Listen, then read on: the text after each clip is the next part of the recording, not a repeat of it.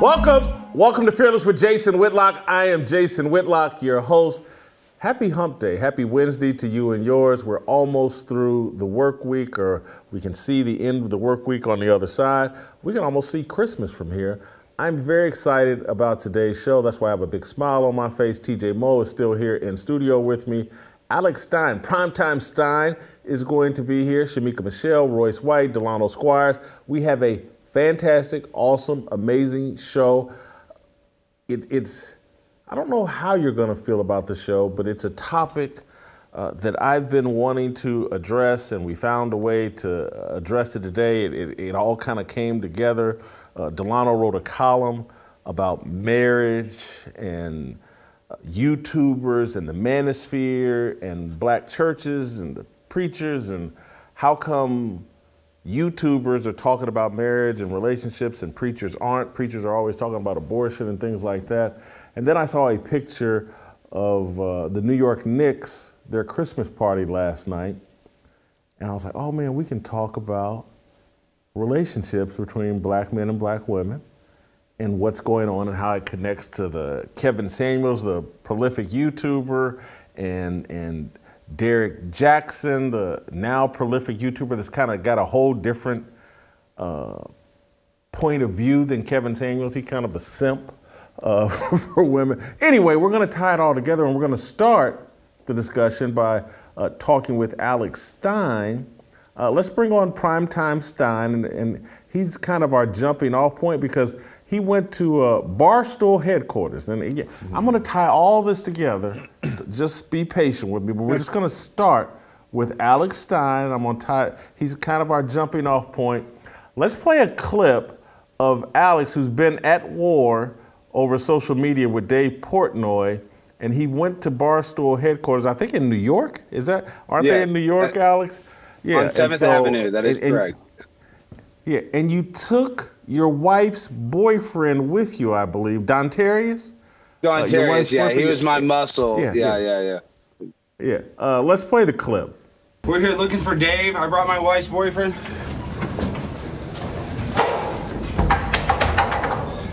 Hey, I'm looking for Dave Portnoy. Come on, Dontarius. Dontarius. It's prime time. Come on, Dontarius. No. I brought my wife's boyfriend in here. Come on, guys. Where's Dave Portnoy? Where's Dave? I'm with my wife's boyfriend. I'm with my wife's boyfriend. Where's Dave? Hey, Dave Portnoy, we're here for you. You invited on your podcast, Francis Ellis. Don't make fun of Tucker Carlson, Francis. Do not make fun of Tucker. Do not make fun of Tucker. It's prime time. No. Marshall, Dave, what are you going to do? I brought my wife's boyfriend in here. Hold on, guys. Where's Dave? Where's Dave? I just want to know where's Dave. I just want to know where's Dave. Dude, where's Dave? You know where's Dave? Where's Dave? Where's Dave?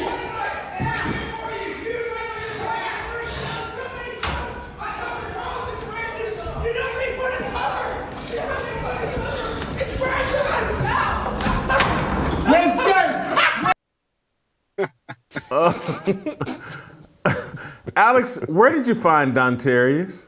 Well, he's actually a really good actor. His name's Esteban Romero. They call him Tino.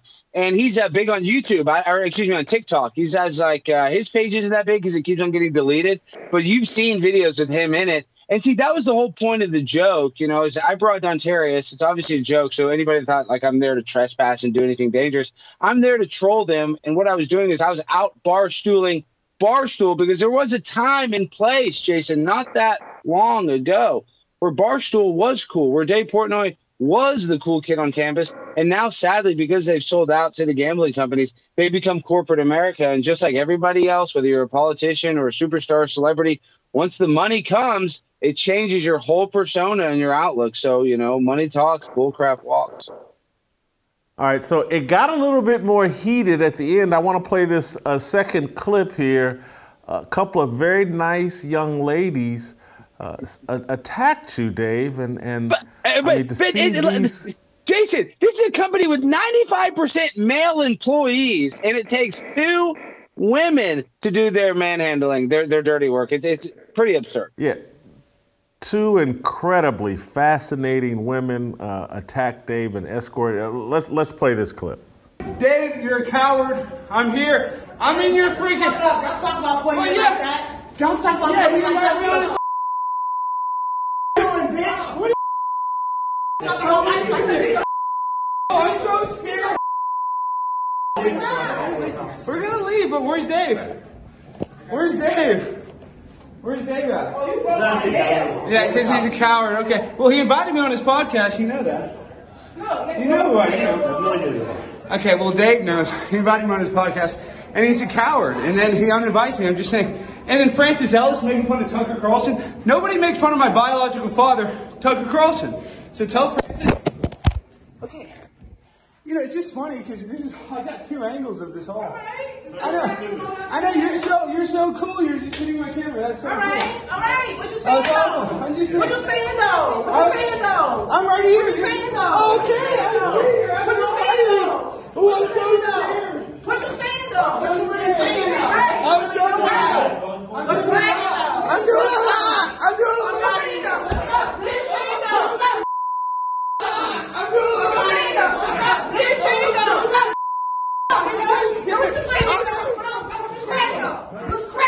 Go in the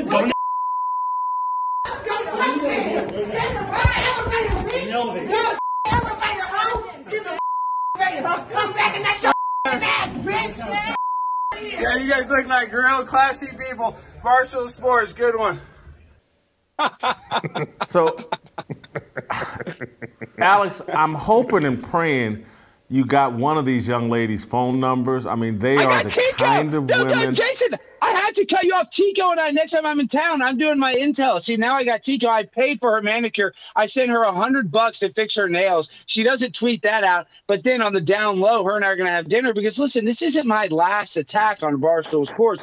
And like a good assassin, like a good CIA agent, I got to embed myself within their company at their weakest point so I can get to their most emotional person. Tico, who I like, there was a lot of energy. I'm saying, you know, you can just tell him and I are very similar. Her and I are very similar. We're very emotional people. So I'm going to take her out to dinner. I'm going to wine her and dine her. And next thing you know, I'm going to be freaking, you know, in Dave's office for my next video. So just wait and see.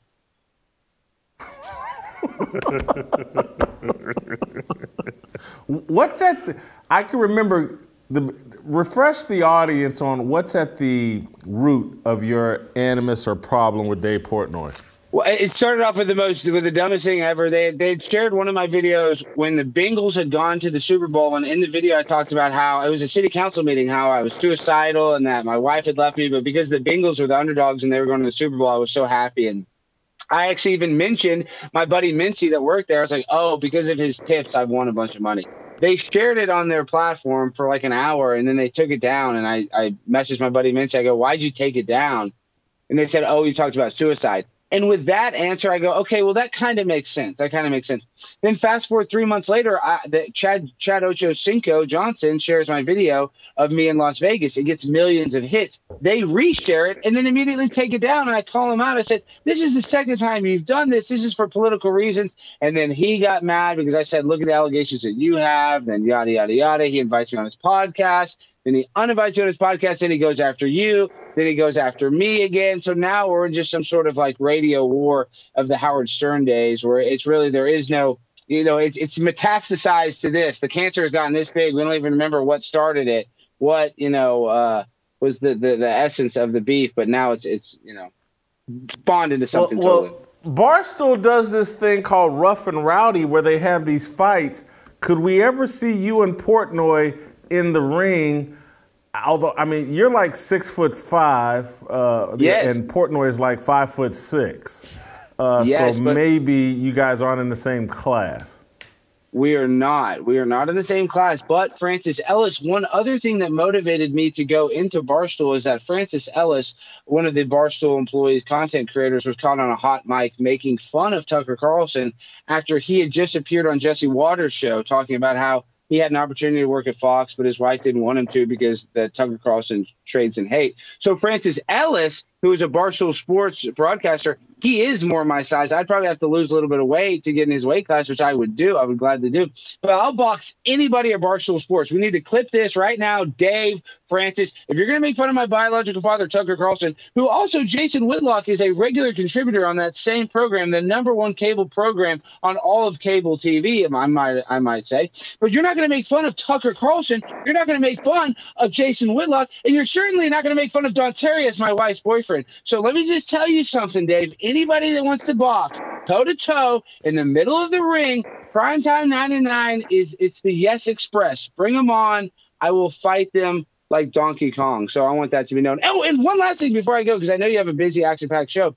The reason why I was in New York City, I was there with Ann Coulter for her birthday, celebrating. And let me say something, Jason. I'm not like you. I'm not in the sports world. I don't get to do experiences like this very often. But I was invited to go to Mr. John Ledecky, the owner of the New York Islanders, and be a guest of his box for Ann's birthday. Jason, I'd never pretzels, sir. Mr. Stein, here's a hat. Every single they brought me the whole entire fan shop, an experience that I've never experienced with John Ledecky. We talked about the trans stuff. I talked to him about, showed him my videos. He's based. He's a cool conservative owner in the world. So John Ledecky and the New York Islanders, he's a really good guy. So I want to thank him. And we're just getting started with Barstool, Jason. Alex, thank you. Great content, as always. You're a force of nature. I was telling Gaston that last night. Protect yourself. Be safe out there. One of those 6-inch fingernails could have landed in your heart and killed you. Be careful. I know you guys scratched across the face. You could be making bleeding assault charges, but instead, you're trying to win with love. You're going to wine and dine her. Good luck with that. I need it. I need all the luck I can get. If they want a double date, I'm more than happy to send TJ Moe to take the other one out to dinner. Okay, TJ, that's it. TJ, you're in. In my treat, I'll buy dinner because, I do have a new show coming out on the Blaze, so now I can afford to buy dinner for guests. I used to not be able to. We used to be the dollar menu. Now we're at the Chili's, a fork and dine for $49.99. I think that's the deal we'll go get. So TJ, Primetime Stein, love you guys. 99. Thank you for the time. We'll catch you next time. Yeah. All right. Let me tell you about my good friends at Good Ranchers. Christmas is around the corner, and you have gifts to buy. Practical gifts are much more popular than tech gifts this year. But do you know what's better than a practical gift? An essential gift. Do you know what's better than an essential gift? An awesome essential gift that you can learn about through this awesome show and through this awesome ad. Fight meat inflation for the upcoming year and gift someone with the most awesome gift, a subscription to Good Ranchers. Did I mention how awesome Good Ranchers is? Good Ranchers is the sure way to give 100% American, USDA, prime and upper choice cuts of beef, chicken, and seafood. You can give the gift of a subscription and lock in someone's price for them this year. I don't know about you, but an inflation-proof meat budget is essential and much better than any practical gift you can find. So head on over to GoodRanchers.com and use my promo code FEARLESS at checkout for $35 off your awesome gift of meat. If you know someone that likes meat, then you know someone who will love Good Ranchers. Head on over to GoodRanchers.com and find the perfect box and the curated selection of America's best meat and seafood. Get the most awesome meat in America. Support local U.S. farms. Support yourself. Support this show. Support a company that supports you. And get $35 off with my code FEARLESS today. If you're tired of me telling you how awesome Good Ranchers is, you may as well check it out for yourself. Avoid inflation. Have an unforgettable Christmas with Good Ranchers. American meat delivered.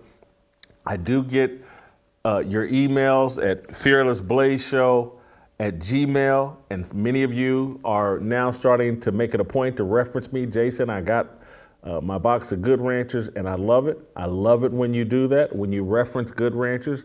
It makes me want to email you back, and I will. Thank you so much. Stay tuned. We're going to take the Alex Stein conversation and those two women that attacked Alex Stein. And we're going to talk with Shamika Michelle about, is there a problem with black women? They seem angry. They seem more interested in being kings than queens. We're going to show you a picture of the New York Knicks Christmas party that plays into this, but we're going to dive into a discussion with Shamika Michelle, Royce White, and Delano Squires about the relationship issues, waiting to exit hell instead of waiting to exhale. We're waiting to exit hell right now. There's a problem going on between the black man and black woman. We'll talk about it with Shamika Michelle next. Upon a beat, I just fall. Upon a beat, I just fall. Upon a beat, I just fall.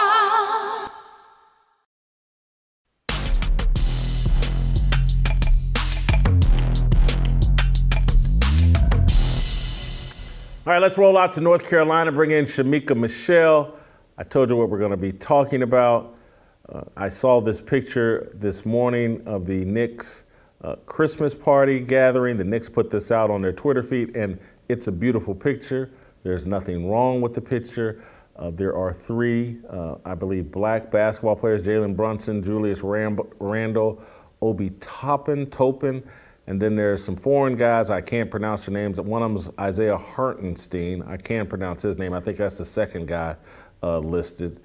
But anyway, snowstorm hit the Knicks Christmas party last night. There's one black lady in that picture, and she's with a white foreign player. Obviously, you know, we could sit here and roll out pictures that you can find on Google Images of me. Anybody that knows me knows I got no problem with this. But it is interesting and raises a question about what's going on with black men and black women. And I say that based off all the conversations we've been having on this show over the last couple of weeks. This whole Israelite issue, as more I delve deeper into it, it's about a group of men wanting a religion that caters to men and caters to the patriarchy and rejects the matriarchy.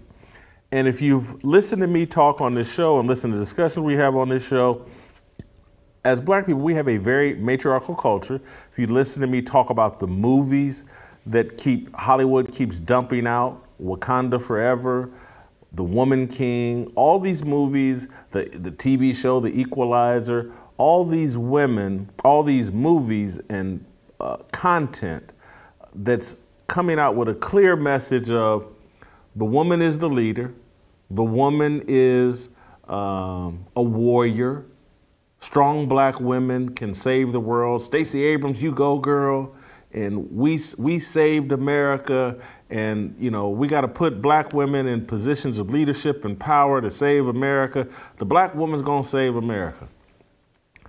A lot of men don't have the balls to say it out loud, but they're not on board with that. And so their actions let you know what they're on board with. And throw that Knicks picture back up there again. Those actions are speaking really, really loudly. And when you start seeing people embrace, I watched a video of a Straightway Ministries. Those guys are Israelites. I watched a video of a wedding service that they put on where the man is the star of the wedding ceremony. The man enters the chapel last and is celebrated. There's an issue between the black man and the black woman, the patriarchy and the matriarchy. White guys are aware that men are being emasculated. Black guys are aware that men are being emasculated. Black men, with their actions, are starting to, in my view, reject black women because black women are uninterested in a role where they follow a man. I'm not saying that explains all of this, but it's out there and it needs to be discussed, and we're going to do it with Shamika Michelle. And one last part before we bring Shamika in, I want to play you because when I saw the Barstool clip and I saw these two black women, Barstool is a sports humor site for white men. I'm not saying other people don't enjoy Barstool, but Barstool's employee base and fan base is white men. And I'm looking, 2 black women are willing to risk harm to protect Dave Portnoy, who's not even around? 2 black women are out there, Viola Davis being the woman king, and they're gonna beat up a 6'5" white man to save the reputation of Dave Portnoy. I'm like, this is crazy. And then they went on social media and bragged about it. Can we play the clip of the 2 women from Barstool bragging about how they took on a 6'5" white man to save Dave Portnoy's honor? If you run down on Barstool HQ, you gotta deal with us. Right. And you don't wanna deal with us. We the original what? The real Mean Girls. The real Mean The Girls. original and the real Mean Girls. I'm just saying. Jordan, Alex, where were you? We needed you. Haven't seen you. Didn't see you. Shamika, what's going on here? Am I right? Or is what's in the water, or what's in the training, what's in the culture where black women want to be kings, not queens? There's so much to talk about, Jason, when it comes to this, because it does seem when you look over the internet and when even in real life, you start to ask yourself, like, do black women need handlers like we're in a zoo? Or is it just that we don't have enough positivity pushed out there? Because listen, I'm not saying that the men are right for walking away from black women, but I definitely understand. I see it so much and I get so frustrated with the way that we carry ourselves, that you want to be seen as this tough king, as you've said. You don't mind being seen as a slut or a whore. We're the only people that will put ourselves out there like, I got this WAP, or I got that, or my mouth can do this, you know, I'm a throat goat. We are the only group of women that are fine portraying ourselves as sluts and whores and savages and think that it's okay. You know, it's so much that goes into this. Like, I understand why men are tired of it, because we do seem to be the only ones that think that that's the way to go. And we are not training our women any differently. We're not teaching young girls that what you're seeing is not acceptable behavior, because we have so many older women who have a hard time with the fact that they are getting older, that they do the exact same things, setting terrible examples. You know, I'm seeing videos of so-called aunties twerking and being half naked in videos, and this is the example that you're setting for young girls. So of course they're going to grow up to want to be exactly what has been put in front of them. I say it all the time that one of the best things my ex-husband ever said to me was, you're gonna be the first example for these girls. I took that to heart, and I realized that that made me have a certain responsibility, that of course I'm not going to be perfect. I'm going to make mistakes. I'm going to do things that I wish I hadn't done. But it was just very important to me when they look at me to not see some of this foolishness that we see being pushed out in society and deemed appropriate or okay. We're not training these children up in the way that they should go, for sure. I'm not,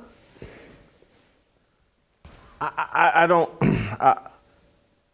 just, the stuff that I see on social media, and maybe it's the way I got my feed rigged or whatever, but now I can't even say that, because it's not the stuff people are sending me. It's just like when you go just wandering around social media and Twitter, the videos that you just run into, and I'm just like, it just blows my mind. And I saw a video this morning of a comedian that, and maybe, did I see it on Delano's Twitter feed? I can't remember, but I saw a video of a comedian trying to perform his act, and a black woman went Karen on him And the comedian, I think, is half black and half white, or half black and half Asian. And as it turns out, as I looked, the woman was half black, half white. But I want to play this video of this comedian trying to do his job and the kind of harassment he faced from this woman. Let's play the video. Where credit is due. I'm probably the most pro anti-Trump comic out there. That mother. You're not. Shut the f up! As a white guy trying to talk for black people. I'm not. Bitch, no, you're not. What are you upset about? It's not me. No, and shut up. Any black person ever try to laugh at his jokes? No. No, a white person trying to make fun of black people. See, now you're crying, and I was just trying to make you laugh. No, don't do that. Okay, I'm sorry. You a bitch. Why do you think I'm doing this for a living? You think I was a football player? I'm a bitch going. There's nothing you can say to me I haven't said 6 inches from the mirror. You're the first name going in my suicide note tonight. Have a good night, Kamala Harris. Now's the time I need you on my side.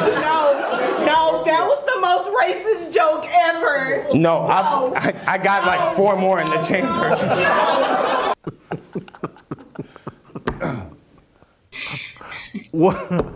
What is that? I mean, this is, what can you say? What can you joke about? He's at a comedy club cracking jokes, and then, no, that's the most racist joke ever. What? You can't even have a good time. What is right. it? So for one, we've been made to feel like we can do no wrong.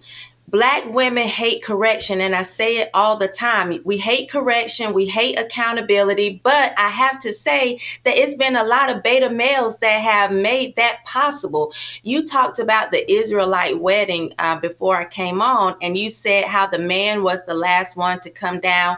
I think, you know, with our culture before and with Christianity, the church is the bride of Christ. And so Jesus loved the church so much that he died for us, right? But in return, the church hasn't been like, oh, F Jesus, Jesus ain't nothing. You know, Jesus should worship us. But when it comes to Black women, because you know, we feel like we have to be worshiped and we're not acting as the bride, you know, should be. We should actually be wanting to celebrate these men that put us on a pedestal or that treat us right or that love us the way we're supposed to be loved or adore us. Instead, we're kind of giving men our ass to kiss. So I don't know how we actually make that okay, but if a man to a woman is supposed to look like the church to Jesus, we're doing a terrible job, because Jesus, of course, you know, loved the church, us as the body of Christ, but we're not doing that when it comes to Black women and Black men. We have decided, no, you're supposed to worship me and give yourself to me, and then I'm supposed to use you as a doormat and walk all over you. That's my thanks. That's the thanks that we feel like we owe men. No thanks, and here's my behind, worship me. I'm looking at a study from the Pew Research Center, 2014-2015. Black men are twice as likely compared to Black women to marry outside of their race. And so Black women are trying to marry Black men, but Black men, 24% of newlyweds are marrying someone outside of their race, which lends to some of what you're discussing here. Black men don't seem to want to deal with it. This has been going on since the 80s. It's grown substantially. It was 8% of Black men in the 80s, only 3% of Black women marrying outside of their own race. And now it's 24% compared to 12. It's just, it's the attitude. It's, you know, we sit up and think that people are sitting around saying, oh, he thinks the white woman's more beautiful than, that's not it. Then they'll say, well, the white woman will just let you run all over him. He don't want to deal with a strong woman. That's not it. And what you define as being run over is just like, might be she'll allow him to lead and she's willing to follow, because that's what the Bible says. You want to lead. He doesn't want to follow you because he doesn't, it's not in his nature, and it's not appropriate, it's not effective. And so men are attracted to women that are willing to follow and willing to celebrate them. I'm not saying these men will be perfect. I'm not saying that they won't cheat. I'm not saying any of that. But they want a woman that will follow. And as we just move further and further and further, they're not going to care about race betrayal. They're just not. They're not going to, because for a long time, that's what would stop someone. I can raise my hand and say, just in all honesty, I would be married if I hadn't previously been overly concerned about marrying someone outside of my race. That's just me being 1,000% transparent and honest. But I'm not, and I said it, and I used to be ashamed of saying it, but you know, relationships are about compromise. And I would say to people, I'm not meeting anybody halfway to stupidity. It's not going to happen. And I used to feel bad about saying it, but that is how I felt. And it's how I feel. I'm not meeting anybody halfway to stupidity. I'm going to lead. You're either going to trust my leadership and you know, go down with the ship or rise with the ship. But me just placating you to make you feel good, not going to happen. Shamika, jump back in here. I don't even know if I got a question, but I just.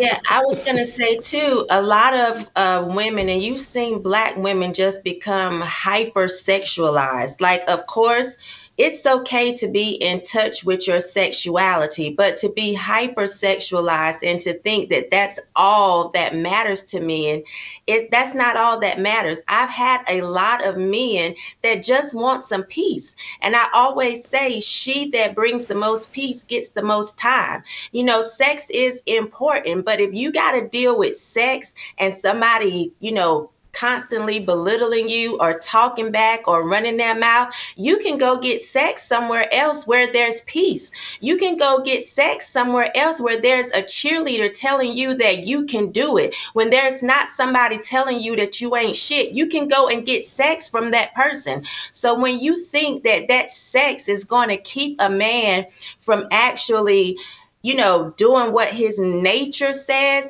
you're just stupid, because no man in his right mind, when he really wants to get in touch with who he is and his masculinity and fulfill his purpose in this earth realm, the purpose that God designed him for, is going to willingly submit to being mistreated consistently at home. No man in his right mind would do that. So women, I think, need to start actually listening and stop thinking that you're going to keep fighting against these men and get these men to change their mind and belittling them, telling them, oh, you know, you're gay if you don't want me, or you don't like your own people if you don't want me, or your mama is Black. He know his mama is Black.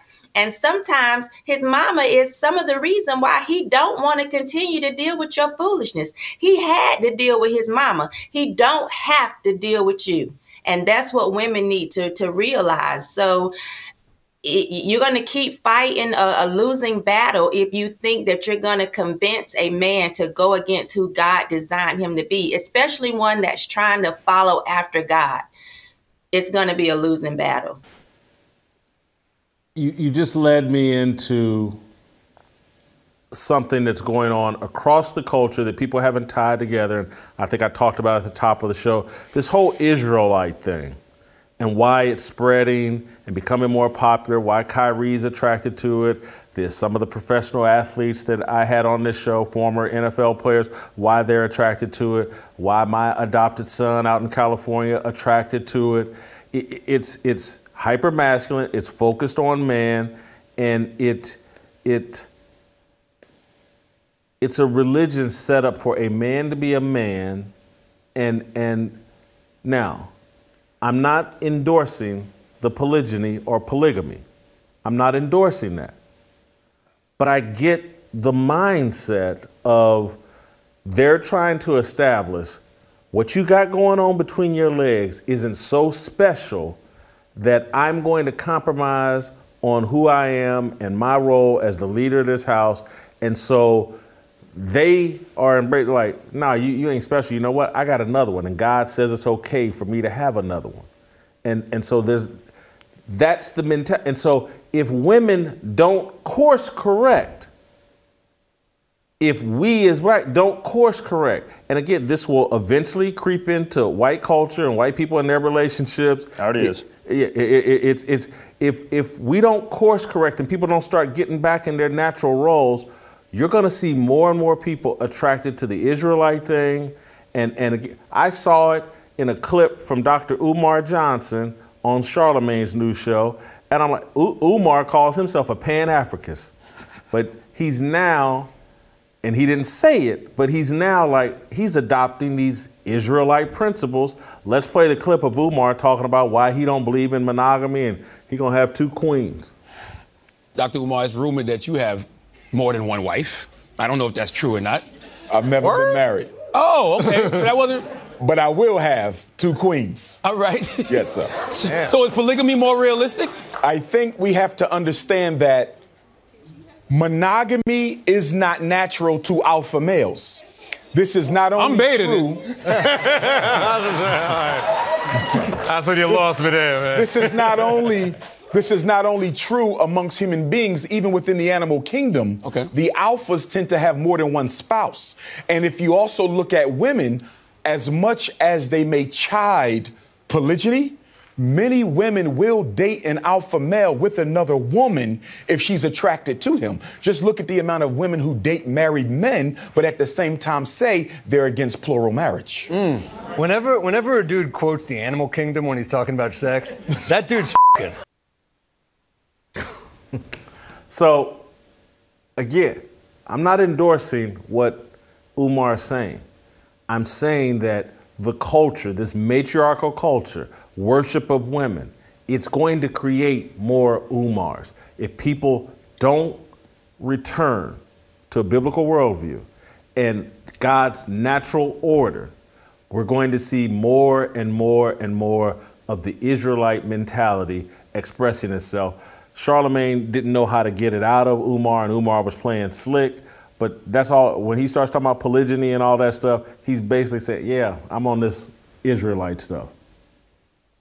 You know, and I think the church has not done the best job in actually talking about these issues. You know, it's very easy to just throw a scripture at it, but a lot of times you have to actually have some really honest and hard, deep conversations, because you're not in competition with the world, but the world is showing something different. And you need to be able to raise up Christian couples that people actually can see and desire to, pattern their life after. So I do think that you have a lot of broken marriages in the church, but they have to hide behind, religion. I know for myself, when I was in the church and as a minister, there was this pressure to always be ready to teach, be ready to preach, dance, sing.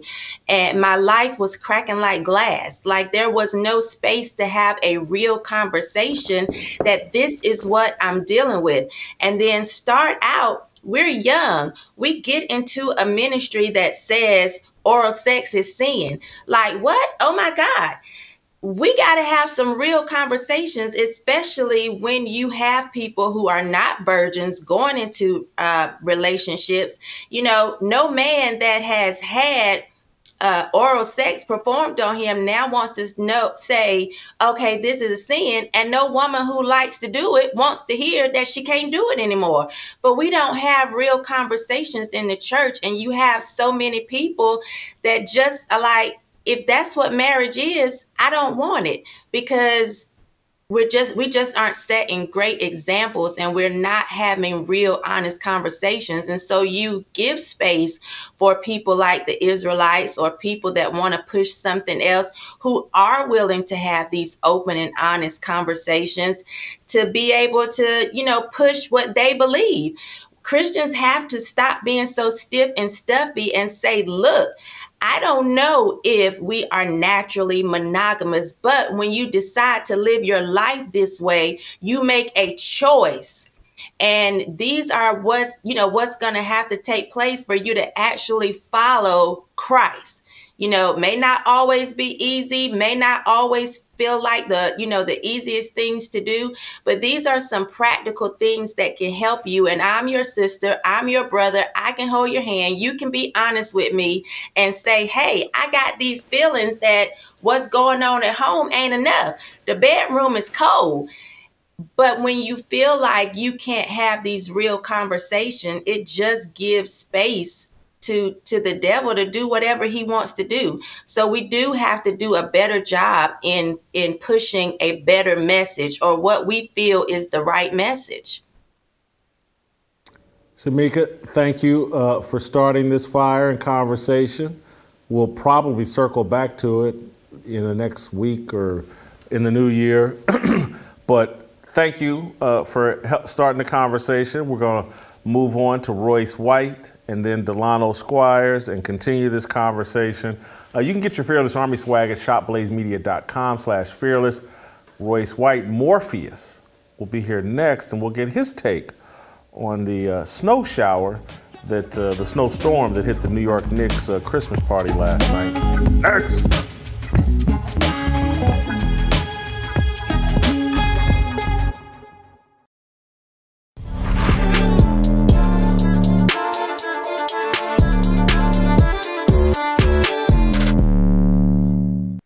Welcome back. Let's roll out to Minneapolis, bring in Royce White, former NBA player in the Big Three, MMA fighter.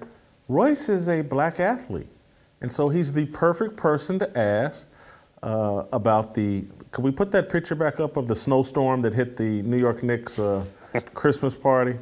It's a hell of a snowstorm. We had a little debate off air how good of a snowstorm it was. I think it was a very good snowstorm. I think Royce thinks it was an average snowstorm.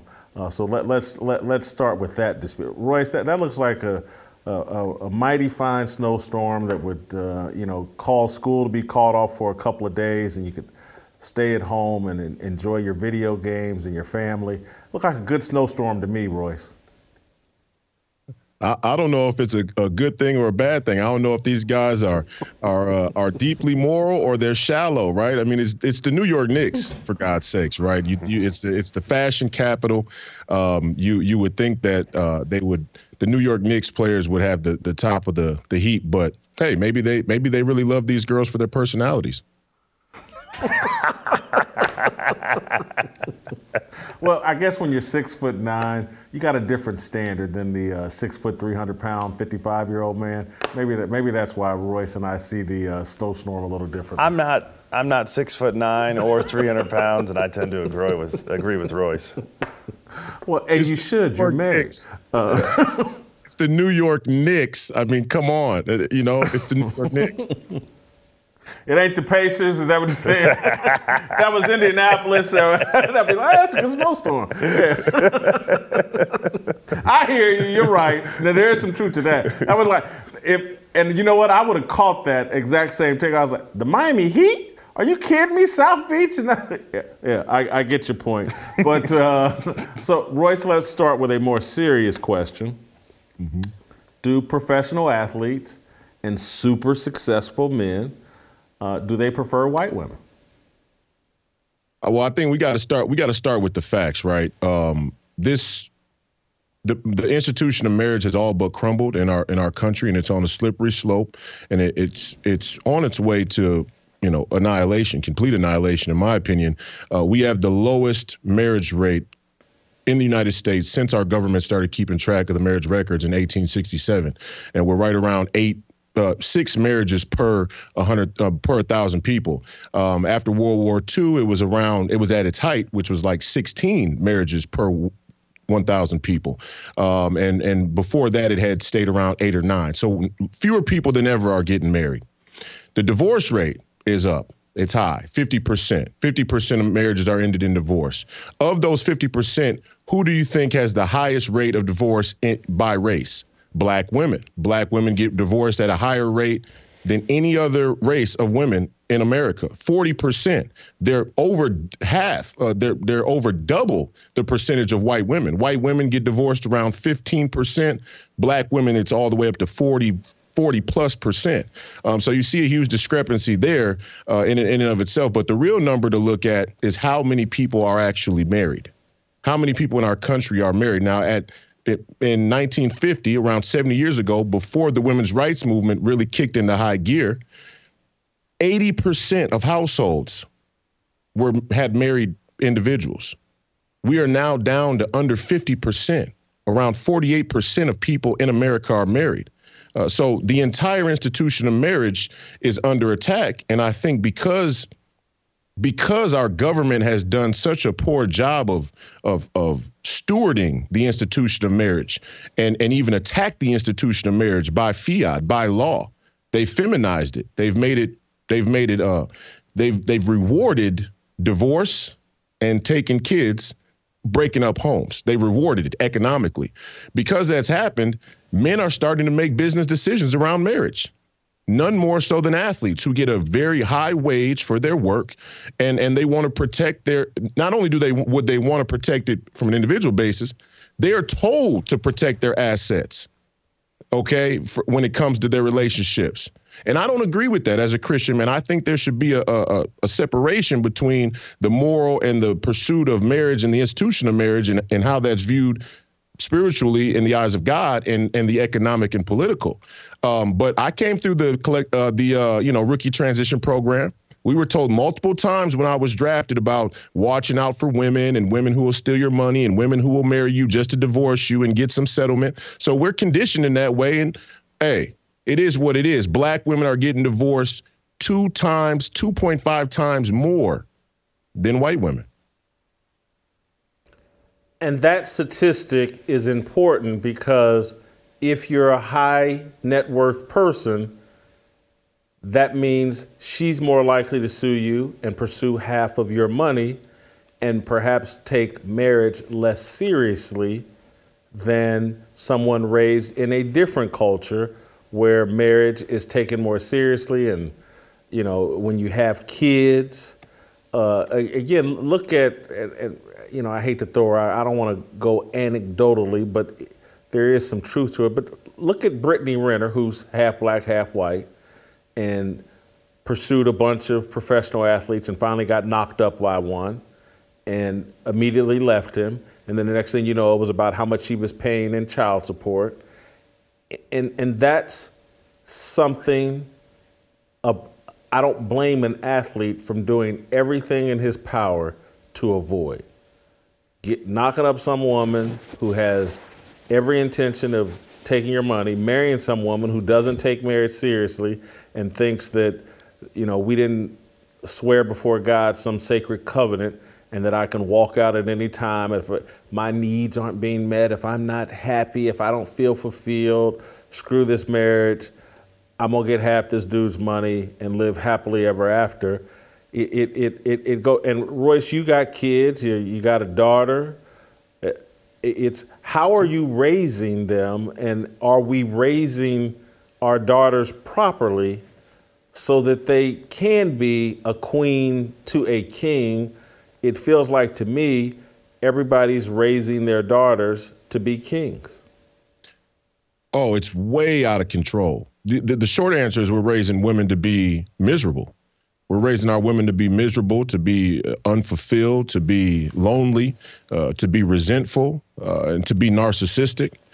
I'm not raising my daughters that way. My daughters get a heavy dose of masculinity in our household, and I'm unabashed about it. And I'm unabashed about voicing my opinion on how I think they should view their relationships towards men. I have two daughters, and one of them I don't have as close of a relationship with because she doesn't live in my house. But I stress the same things to her as well, and will continue to the daughters that I hopefully have in the future. But we're raising our women completely backwards. I mean, we are raising it's not by accident that the advent of the women's rights movement in the 1970s marked the steep decline of marriages and households. I mean, you just can't look at that statistic and think that it's a coincidence. It's not. Our institutions And it's not just, here's the other stat that is alarming. The divorce rate is 50%. It's 70% initiated by women. The number goes up to 90% when the women went to college. So if you have a woman who's college educated, 90% of the time they initiate the divorce.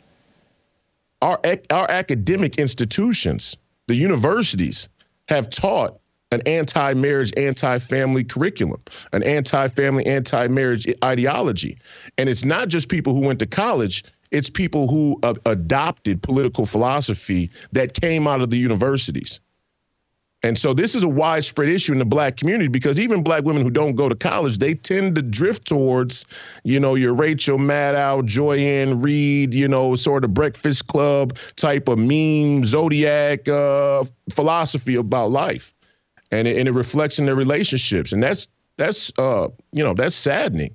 I mean, I don't say that jokingly at all. I think it is incumbent upon black men to teach a new generation of daughters to really be able to support men and create a better family unit, which you talk about all the time.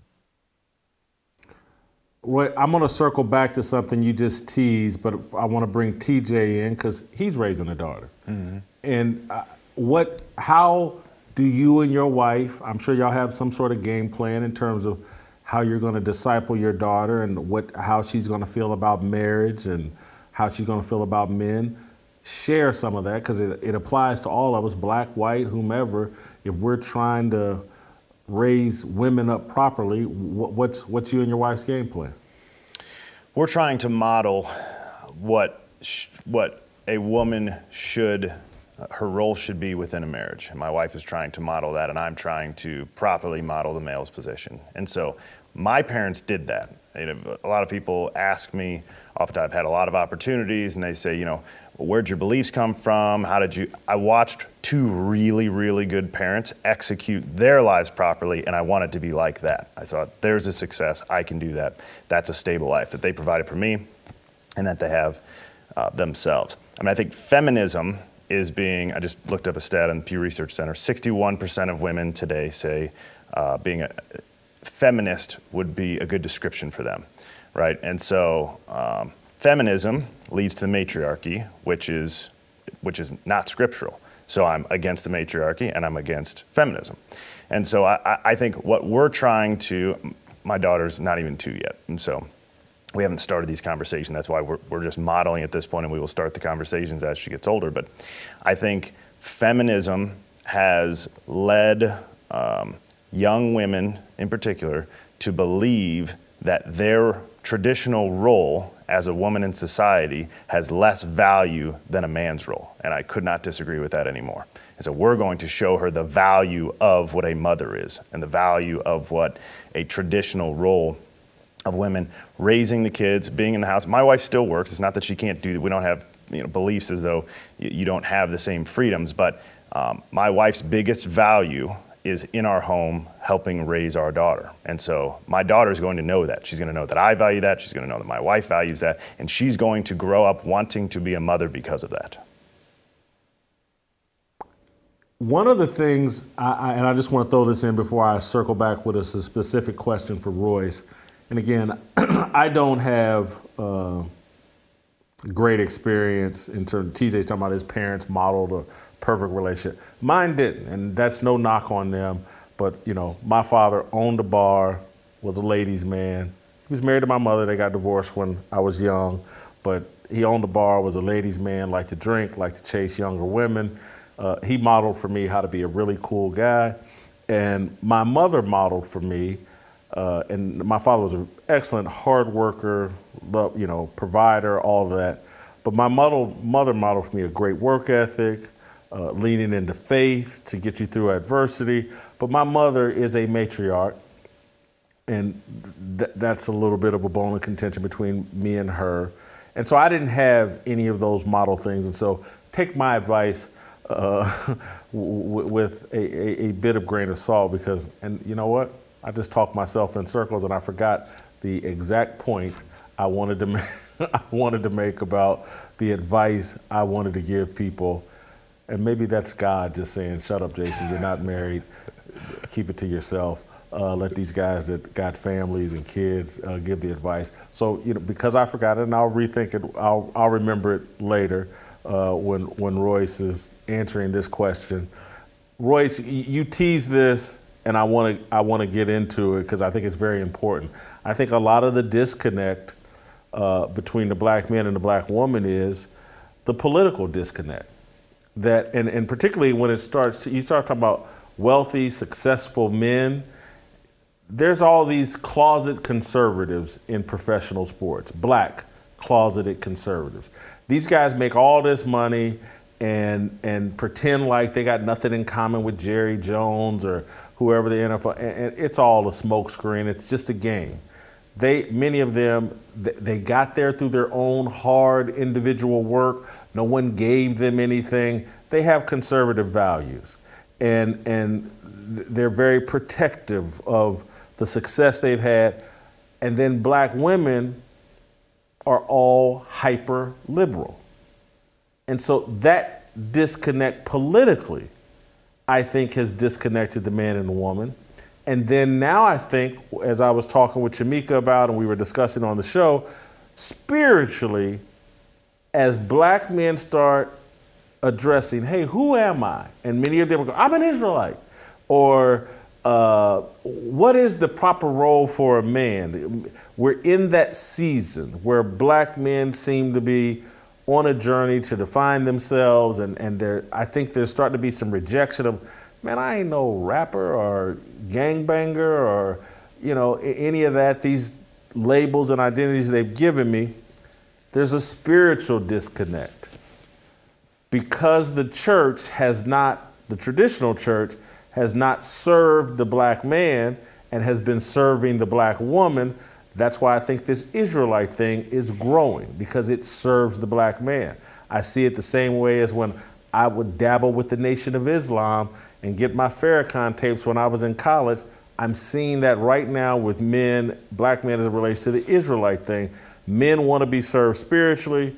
They want to connect with a woman that will follow them on that spiritual journey. And they want women who are comfortable with their political outlook. And all of that seems to be diametrically opposed to each other.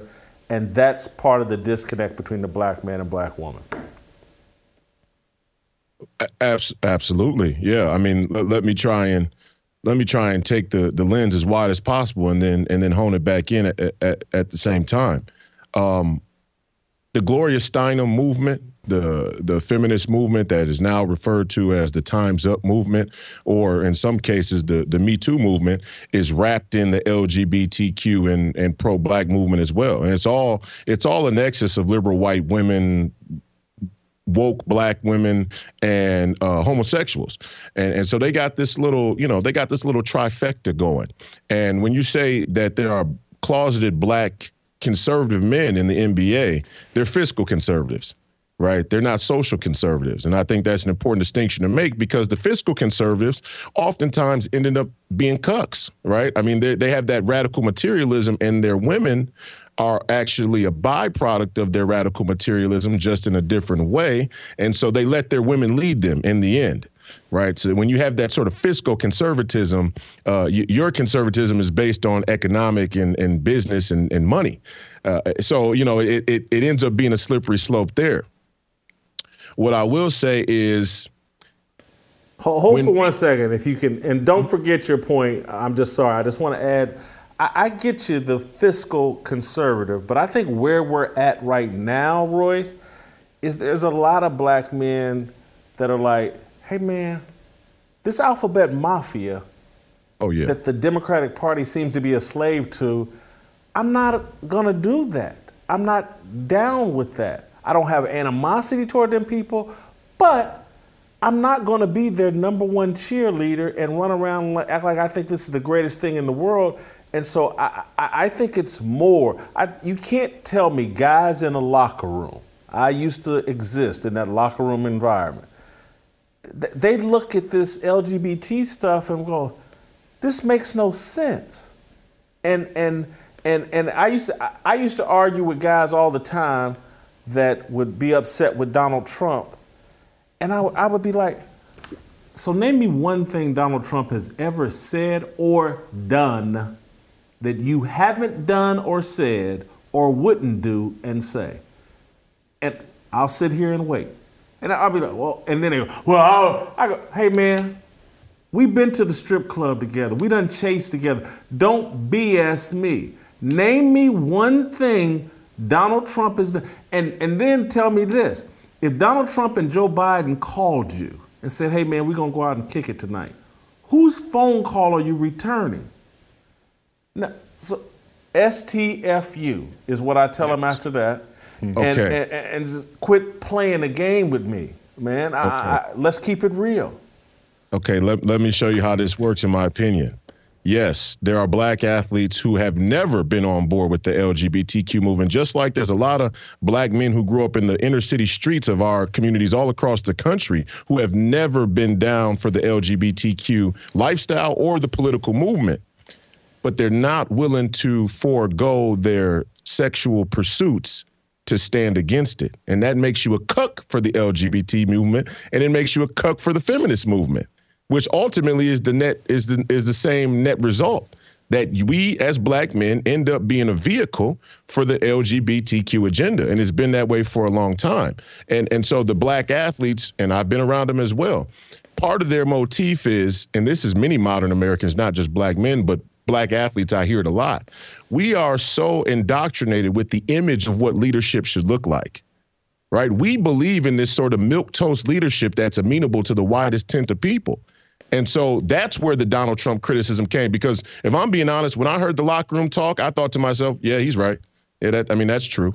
Right. And not only that, but I've heard many people talk way worse than that in the locker room. If you heard my locker room talk in high school, you may not listen to me the same.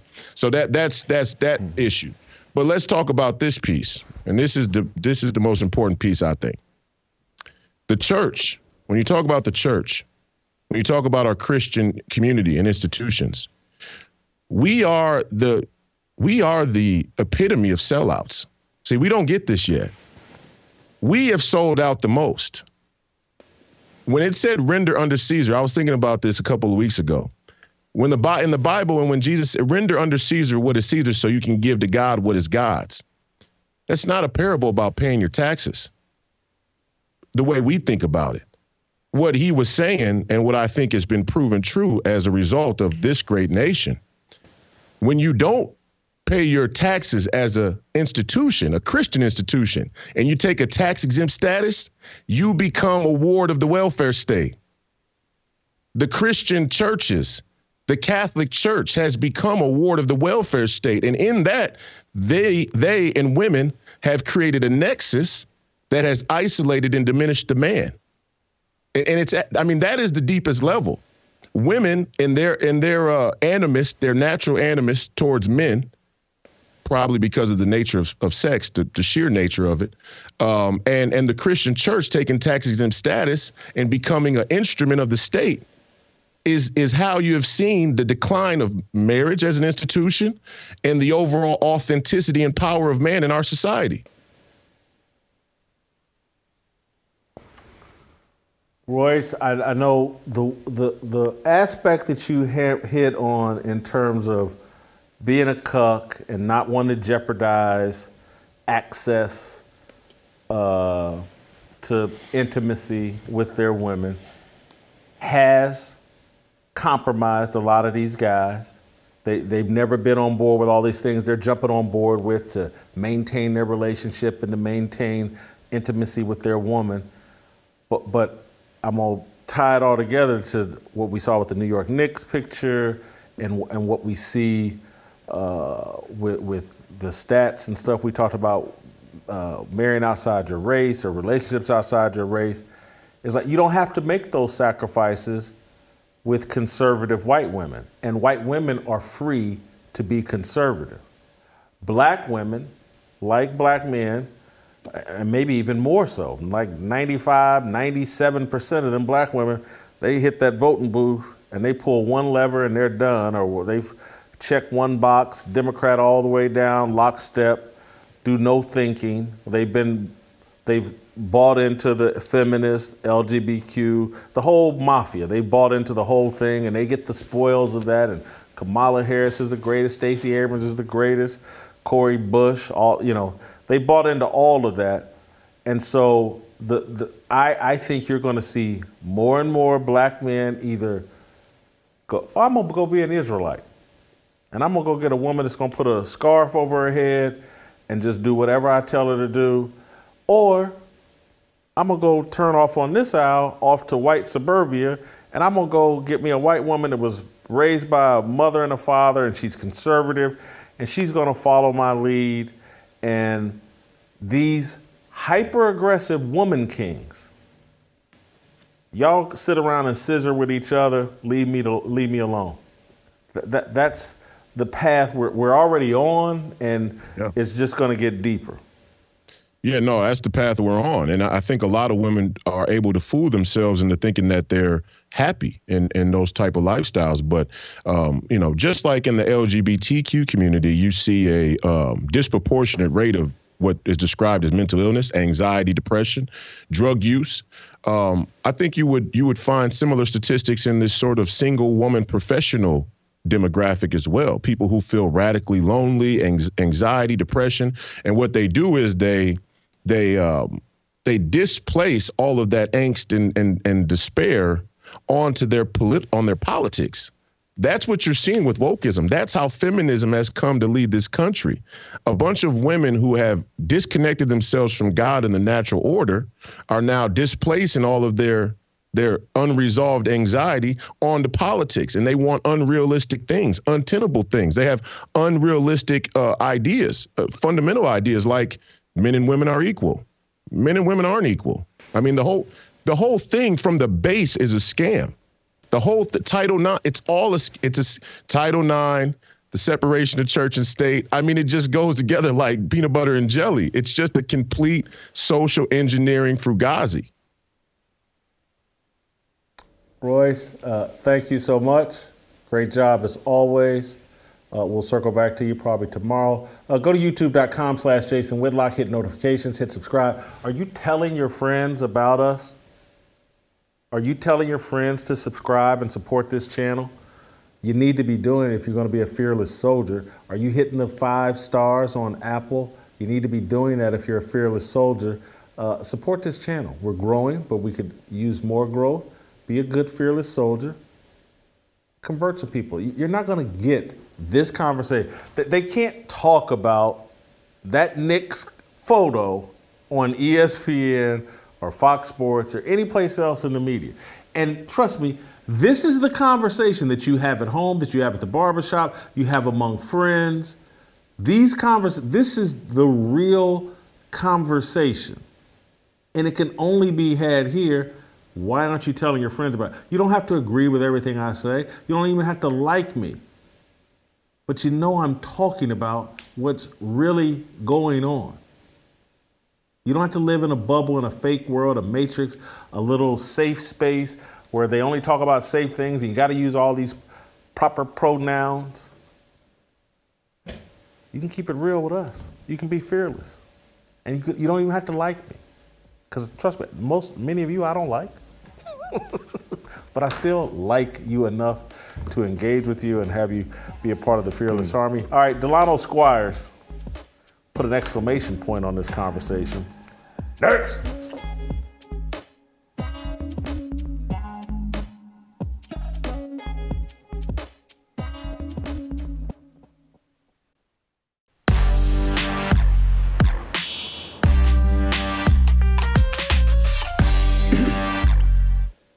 All right, let's roll out to Washington, D.C. and bring in Delano Squires. Let's get smarter on this topic that we're calling waiting to exit hell instead of waiting to exhale. We're having a conversation about black men and black women and relationships. Delano wrote a column yesterday about YouTubers and basically the manosphere, the black manosphere. I don't know if you guys ever talk about that or heard about that, but there was a YouTuber by the name of Kevin Samuels who rose to popularity by basically giving relationship advice to black men and black women, and he did it from a more patriarchal point of view. and from a more male perspective.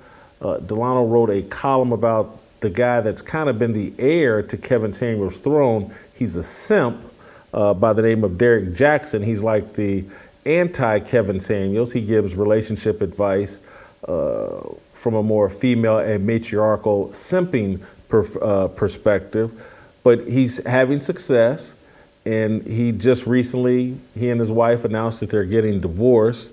But Delano used it as a jumping off point to talk about how we're getting relationship advice from YouTubers and not from preachers. And that maybe that's part of the problem. Have I done justice? And I know I haven't done complete justice because it's a fascinating column, and Delano can unpack the rest. But have I done justice, Delano, to what you try to convey? And please unpack the rest. Yeah, you have. I mean, my main point is fairly straightforward. It's that preachers, and I'm talking specifically within the Black community. So I talk about Jamal Bryant, I talk about Raphael Warnock. And I say that the Black preacher has abdicated his role to provide biblical counsel on relationships to his community. And by doing so, YouTubers like Kevin Samuels and Derek Jackson have filled that space. They've filled that void. And when they fill the void, they are not bringing a biblical perspective, even though Derek Jackson, would talk about, when he did his a video with his wife after he admitted to cheating on her several times. He said, I fell short of a biblical perspective, but what he talks about is not from a biblical perspective, right? It is, he in some ways deifies Black women, and it's about, oh, queen, you drop your crown, and these men don't deserve you, that type of thing, even while he was cheating on his wife. So in that respect, he's not much different than Jamal Bryant. But what I'm saying is the Black preacher used to be able and used to have the moral clarity and the moral authority to speak to all different types of issues. But now men like Jamal Bryant are so pro-abortion, and men like Raphael Warnock are so pro-LGBT that they don't have the authority to speak to Black men and Black women and promote biblical sexual ethics at all. And sometimes it's because some of them are paying for abortions. So they choose, they're either unwilling or unable to speak to these issues. And I think that's why you see so many people getting bad advice from men and women sort of in the YouTube relationship space. One of the interesting points that came to my mind reading your piece, and I think you expounded on it, is that a church should actually be a marriage factory. They should be spitting out married couples like an assembly line if they're properly doing their job. But a lot of Black churches, they're not marriage factories. They're off-site waiting rooms for Planned Parenthood clinics. And they're promoting pro-choice more than they are promoting pro-family.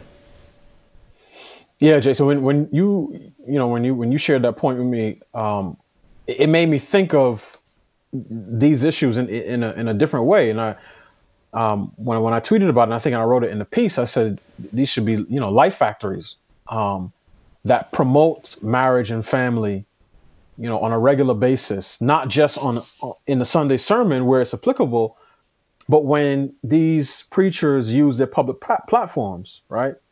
Jamal Bryant was just on a podcast talking about promoting growing weed on the campus of a New Birth Missionary. And then he talked about how he is pro-choice and New Birth is pro-choice because Jesus is pro-choice.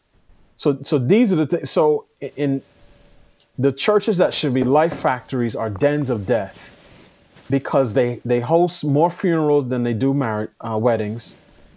And instead of promoting, again, a biblical sort of perspective on marriage and family, they are conveyor belts to Planned Parenthood. And you see how they get their sort of biblical ethics completely inverted. They think that when an unmarried woman gets pregnant, that the sin is that she's going to have a baby. So they would rather push her to Planned Parenthood help her get a mulligan and say, okay, well, if nobody sees you pregnant, then nobody knows that you sinned, and you can continue to, you know, maintain the reputation that you have, especially if I'm the father of the baby. This is the preacher speaking. But really, what the sin is the fornication, and the baby is an innocent, right? That's a the child is a blessing, but people like Bryant get his ethics completely mixed up. And one other point, you let in with this, and you were sort of mimicking the words that he was using in terms of, he talked about being pro-choice. And I think for a person like Jamal Bryant, and I first saw Jamal Bryant preach when I was probably 20 years old at a youth convention here in Baltimore that I went to with my church. And I said, man, this guy's really charismatic. He's a great preacher. But now I'm a little bit older, I'm wiser, and I'm more mature in my faith.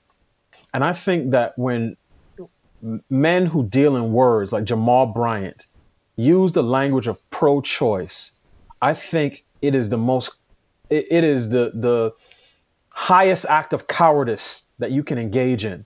Because instead of saying what the choice is, right? So is Jesus pro-choice? Is he pro-choice to beat your spouse? Is he pro-choice to consume, you know, pornography? Is he pro-choice to rob and steal?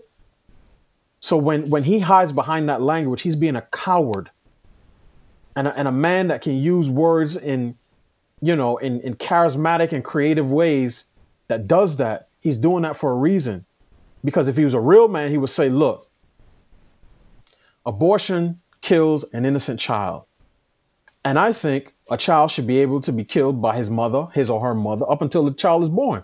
Because if the mom doesn't want the child, right, and she's supposed to love the baby, then nobody else is going to want the child, and nobody else is going to love the baby. So it's better off to kill the child than to bring it into the world, particularly in this case, let's say to a poor black mother. Now, that is a ghoulish perspective, but at least I understand what he's saying, and it's clear to me that he understands the perspective that he's advocating. And I would respect men like this a lot more if they would do that. But these men are feline, not canine. And that's why they're always hiding behind language. So Jamal Bryant is the same guy. He can quote Chris Brown. You know, these hoes ain't loyal. He can do sermons on Wakanda. But when it comes to abortion, he's hiding out like a little baby. And I hate that. So I wish that men like him would sack up and say, this is what I believe. And then let everybody say, okay, I agree with it or not. For TJ and some of our audience, I want to help them understand one of the points you made. Chris Brown, the singer, Jamal Bryant, a preacher, actually during the sermon, used these hoes ain't loyal as part of his sermon from the pulpit. I just want you to understand that. You can find social media stuff of him dressed up like he's in Wakanda and the Black Panther, and you know, so he uses things from pop culture. But again, Chris Brown, these hoes ain't loyal. Jamal Brown, a preacher, worked that into a sermon. So Delano, I'm going to go to a guy that's a bone of contention between you and I, although I'm probably more on your side now than I was previously. But I'm bringing Pastor Mike Todd up because what these guys are doing, Jamal Brown, Raphael Warren, it doesn't make sense to me. It does. You want to be a successful preacher. Mike Todd, 5 years ago, did a sermon, Relationship Goals. And it was all about relationships between men and women. And he basically built his massive audience with relationship goals, turned it into a best-selling book. And whether we agree, disagree with what he expounds upon in relationship goals, he did a sermon about trying to get people to embrace healthy relationships and family structure. And so here's a clip from the original sermon, and it was a series, and this is from the first sermon as he introduces this sermon series that turned into a book, Relationship Goals. Well, we about to start a series that's about to be awesome.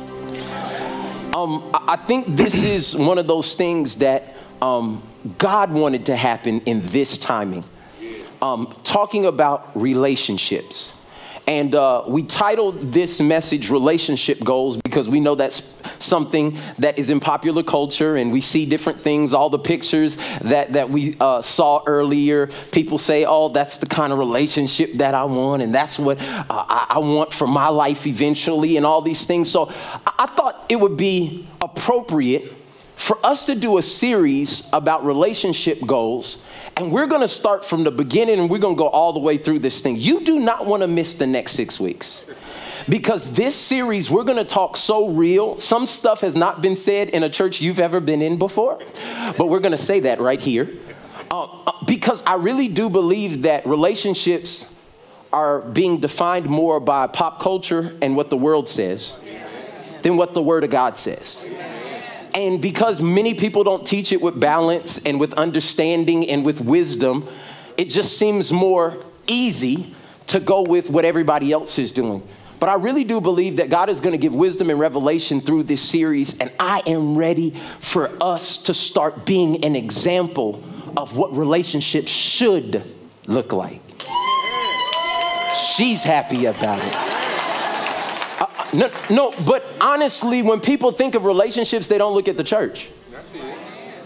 When they think about relationships, they don't think about Christians. When they think about relationships, they don't think about God's people. I bring this up because that sermon series made him a superstar, sparked a best-selling book, and again, talking about relationships made Kevin Samuels popular and wealthy.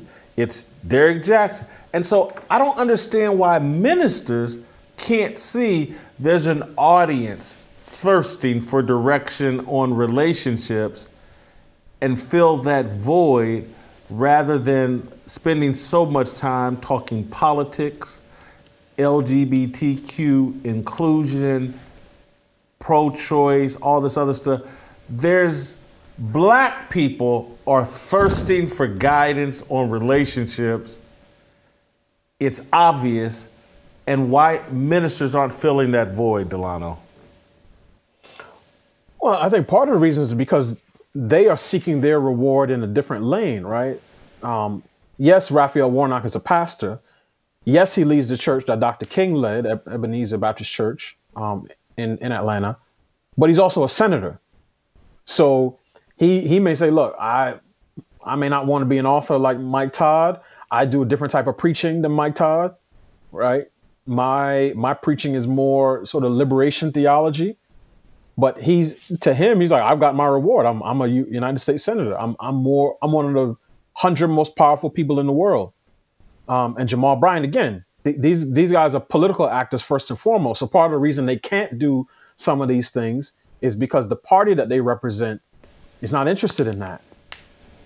If Jamal Bryant, Raphael Warnock, and preachers of that type were to ever sort of focus their energy on healing, mending, and improving the relationship between black men and black women to the point where we had a complete reversal of our current dynamics and 75% of black children were born to married parents, they would no longer be useful to the Democratic Party.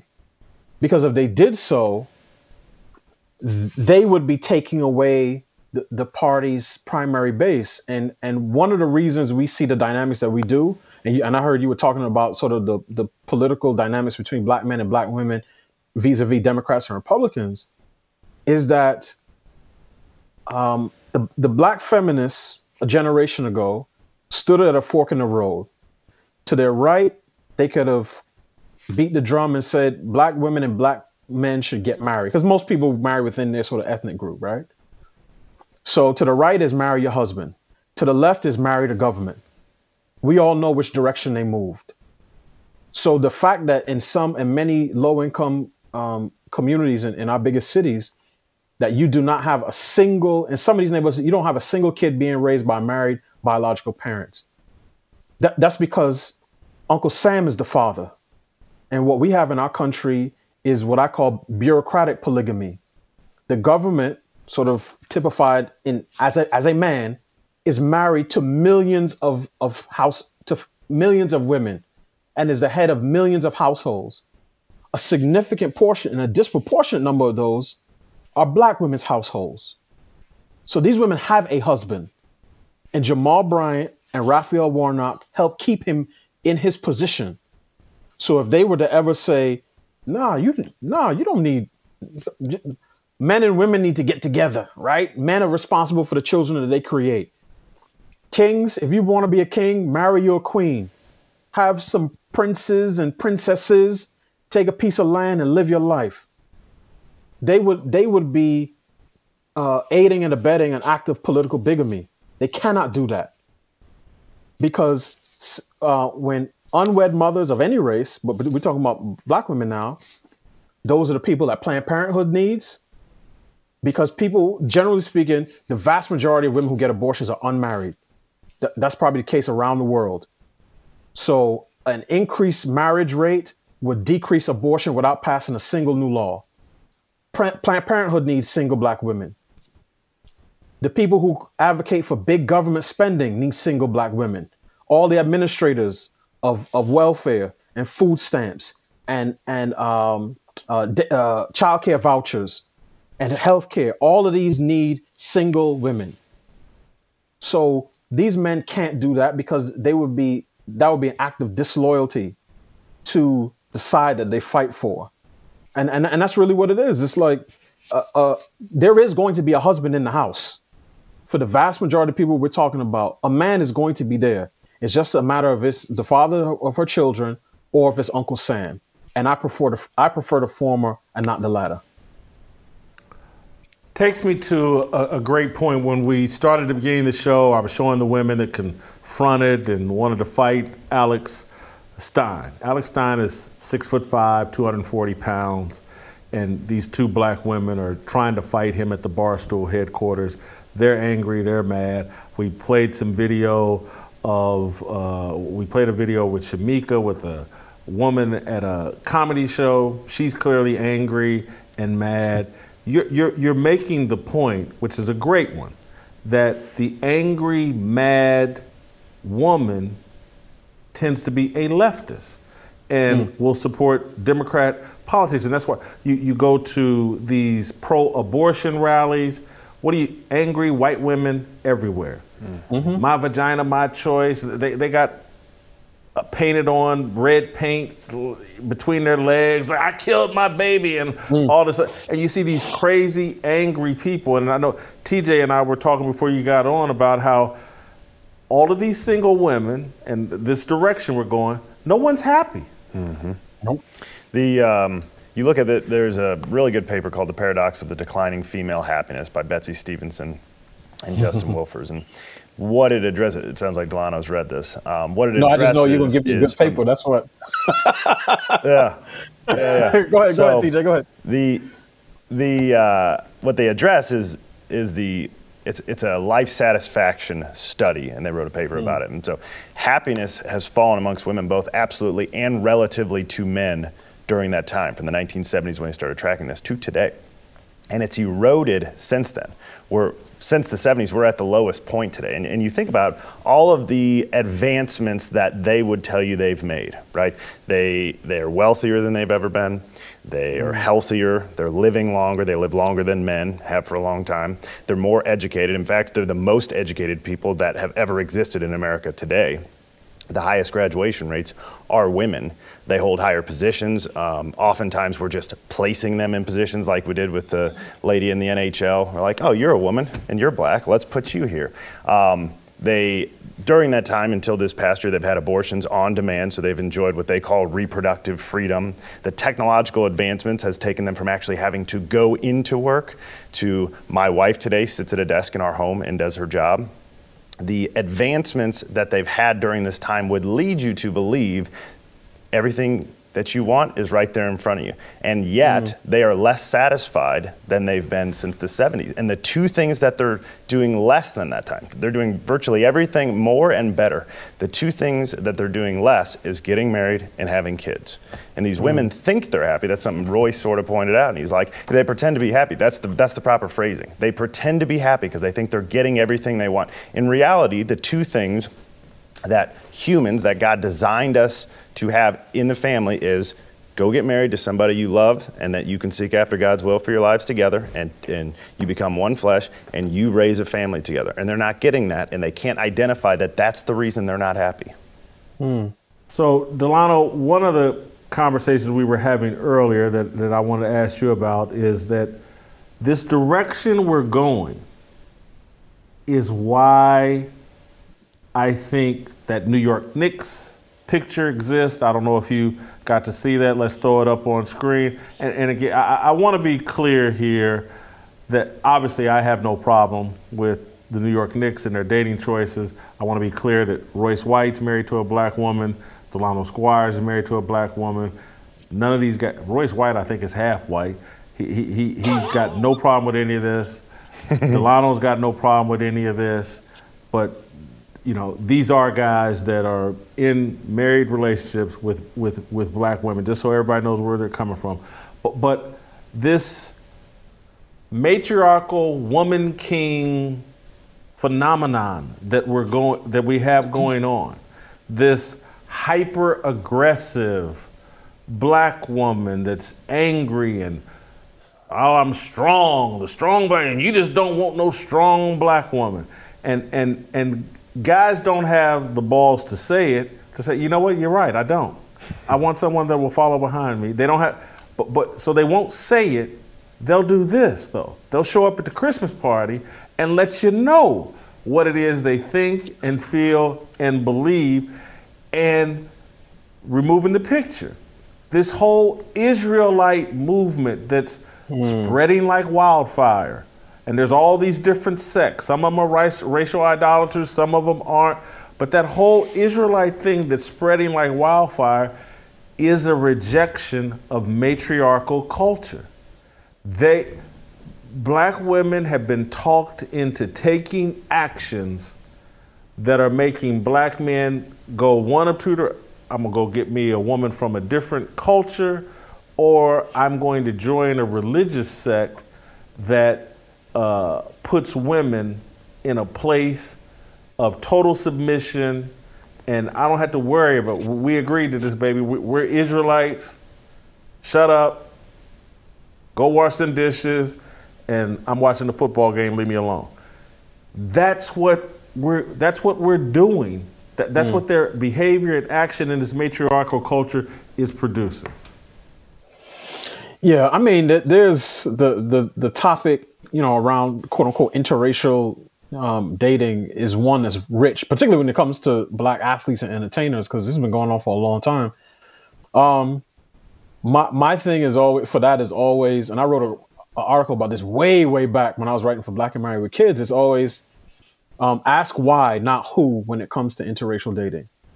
And I do think for many black athletes, there is an element of the white man's ice is colder when it comes to their dating preferences.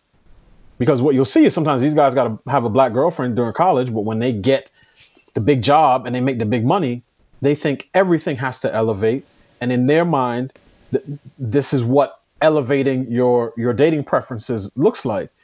Now, some of them find that the stereotypes that they've heard, that, you know, white women are more submissive and so on and so forth, don't always hold true. I think Tiger Woods found that out after his string of barmaids made his wife angry enough to, you know, do some things. I'm gonna disagree. I'm gonna disagree. Tiger Woods did not find out. Tiger Woods just went way too far. She knew what was going on. It ended up getting thrown in her face, and she hit the eject button.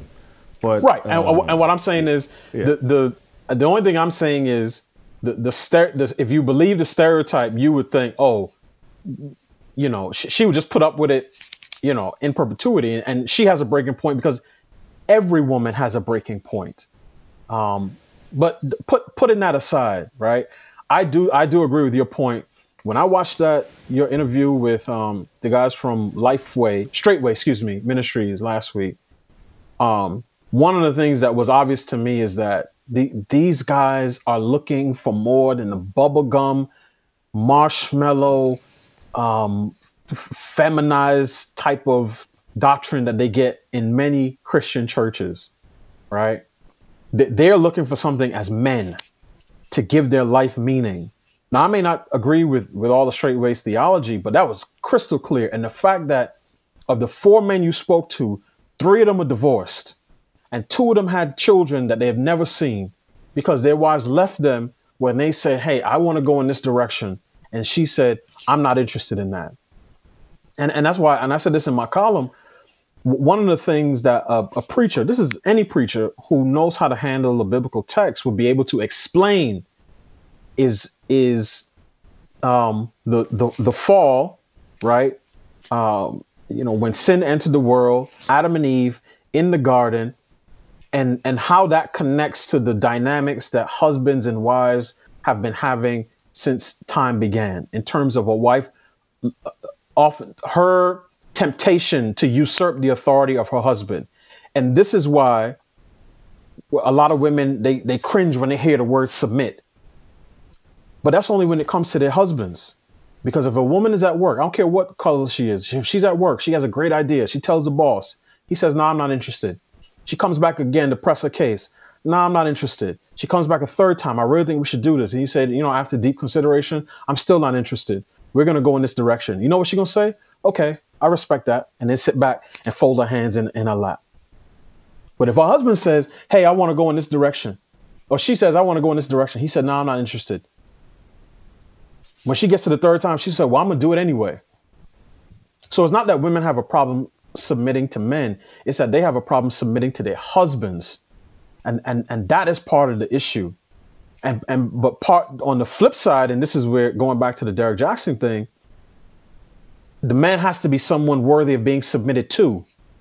You can't be addicted to porn, have 4 girlfriends, 2 other baby mamas across town, and then complaining, oh, my wife is not respecting me as the leader of our home. So both of these things have to be addressed, right? Both of these things have to be addressed because men and women are different, and our propensity towards specific sins is different. Not to say that we can't do what the other side does, but as I said, with women, it's typically an issue of submission to authority. And with men, oftentimes in a relationship, it's an issue of fidelity and honesty. That's why so many of these guys get caught in cheating scandals, and it's almost like they're addicted to it. They can't not do it, at least from their perspective. So both of these things have to be healed. And what I'm saying is, a good preacher who knows how to handle text can go from Genesis through the Old Testament into the New Testament and say, this is what God requires. Particularly from believers as it relates to relationships. And one other thing I threw in there at the end, towards the end, is there's also space for women here. I mentioned Titus 2, where there are instructions on what the older women should be teaching the younger women: to be self-controlled, to be modest, not given to too much wine, so on and so forth. But what you get in today's culture is, no, we want our women to act like stallions and our men to act like geldings. Anybody who says that a woman should not do something with her body, oh, that's oppressive, that's patriarchal. And so many of our men, including the athletes, have been so demoralized that they don't have the courage to stand up and say, no, when I see Cardi B and Megan Thee Stallion making this garbage music, that is bad for our culture and our society. It is hard to find a man, particularly a black man, who will get up and say that publicly, because all of these guys have been castrated, socially speaking. Now, they may whisper to their friends in WhatsApp, but when it comes to saying something publicly, it's hard to find.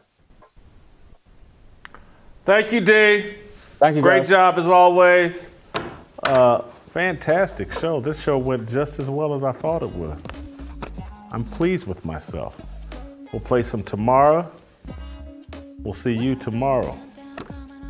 Down, standing in line for freedom, looking for a breakout, feeling like a standoff, nothing in life like freedom. Came like a fighter, striking like a ladder, making all this moves for freedom. I want freedom. No negotiation, my sister, no relation. We all just wanna have freedom. Sitting on the corner, never been alone. I'm breaking my back for freedom. Blessed, we are living, get back. We are receiving, all deceiving. We all wanna be free. We want freedom. I wanna be, I just